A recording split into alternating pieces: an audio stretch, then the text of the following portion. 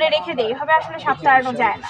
এর প্রমাণ আজকে আমরা পেয়েছি যে যেই দুইটা রুমের এই কটা সাপ পাওয়া গেছে সবগুলোতে একাধিক।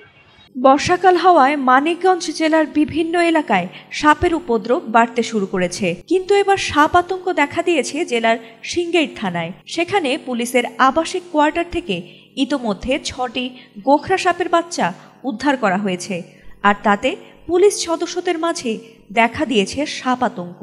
রোববার দিনভর অভিযান চালিয়ে কোয়ার্টার থেকে 6টি গোখরা সাপের বাচ্চা উদ্ধার করে স্বেচ্ছাসেবী সংস্থা deep ecology and snake conservation foundation.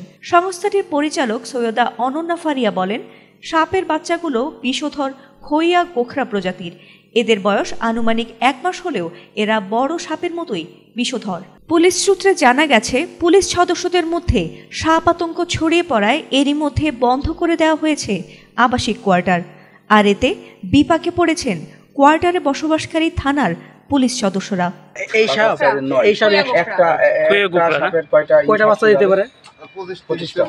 আপনার মোট কতগুলো সাপ এখান থেকে আপনারা উদ্ধার করছেন? আমরা এখান থেকে 5টা উদ্ধার করেছি, আর গতকাল 4টা মারা হয়েছে।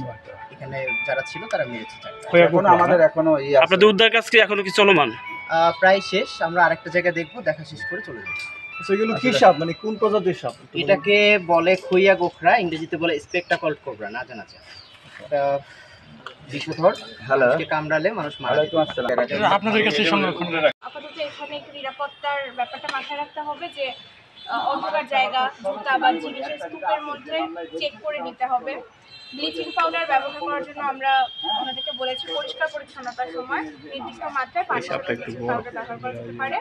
আর কার্বলিক অ্যাসিড নিয়মে যেভাবে ব্যবহার করি, যে বোতল খুলে রেখে দেয়, এভাবে আসলে সাপ তাড়ানো যায় না।